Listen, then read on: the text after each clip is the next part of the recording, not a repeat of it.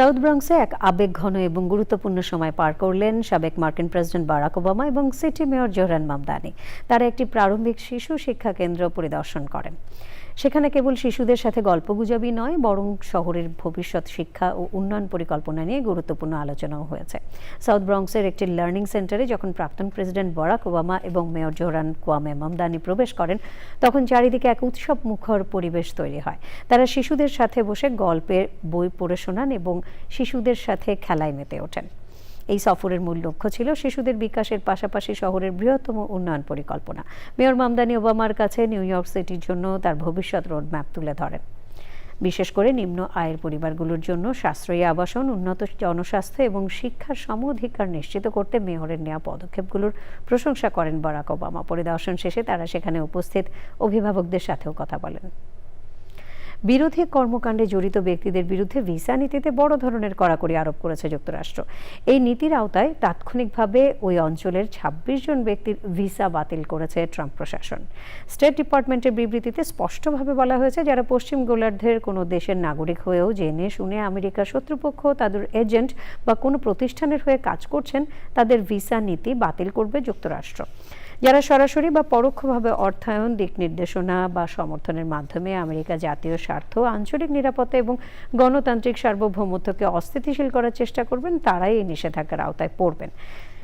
শুধু সংশ্লিষ্ট ব্যক্তিরাই নন, তাদের পরিবারের সদস্যরাও এখন থেকে যুক্তরাষ্ট্রে প্রবেশের জন্য অযোগ্য বলে বিবেচিত হবেন বলে জানিয়েছে স্টেট ডিপার্টমেন্ট।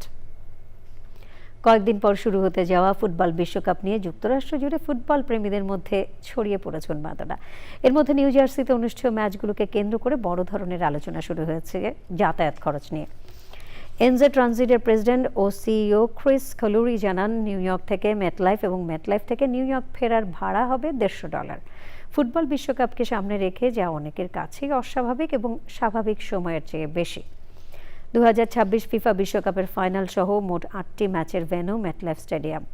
ভাড়া ঘোষণার পর থেকেই ফুটবল প্রেমীদের মধ্যে দেখা দিয়েছে তীব্র ক্ষোভ।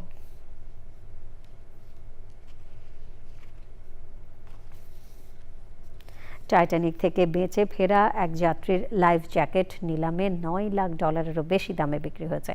ইংল্যান্ডের ডিভাইসে অনুষ্ঠিত এই নিলামে লাইফ বোটের একটি সিট কুশনও প্রায় $5,27,000 বিক্রি হয়। এতে টাইটানিকের প্রতি মানুষের তীব্র কৌতূহল নতুন করে সামনে এসেছে। জাকি আক্তারের রিপোর্টে বিস্তারিত। 1912 সালে ডুবে যাওয়া টাইটানিক থেকে বেঁচে ফেরা এক যাত্রীর লাইফ জ্যাকেট নিলামে $9 লাখ বেশি দামে বিক্রি হয়েছে। ভেসে থাকার এই পোশাকটি ব্যবহার করেছিলেন টাইটানিকের প্রথম শ্রেণীর যাত্রী লরা ম্যাবেল ফ্রাঙ্কাটেলি। ইংল্যান্ডের ডিভাইসে হেনরি অলড্রিজ অ্যান্ড সন নামের প্রতিষ্ঠানের নিলামে অংশ নিয়ে জ্যাকেটটি ফি সহ £6,70,000 বা $9,06,000 কেনেন এক ব্যক্তি। ধারণা করা হয়েছিল লাইফ জ্যাকেটটির দাম $3 থেকে $5 লাখ হতে পারে।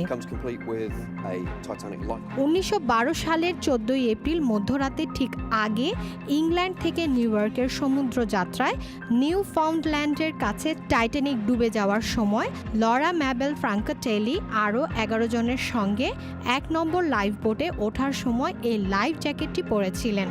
পরে তিনি ছাড়াও একই লাইফ বোটের আরও 7 জন জীবিত ব্যক্তি জ্যাকেটটি স্বাক্ষর করেছিলেন।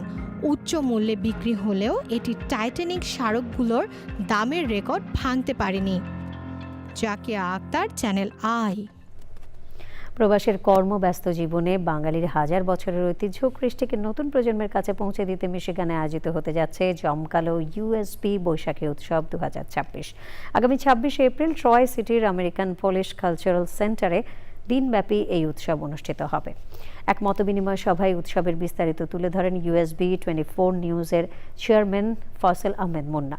26 এপ্রিল দুপুর 12টা থেকে রাত 11টা পর্যন্ত এই উৎসবে থাকবে বাঙালিয়ানার পূর্ণ আমেজ।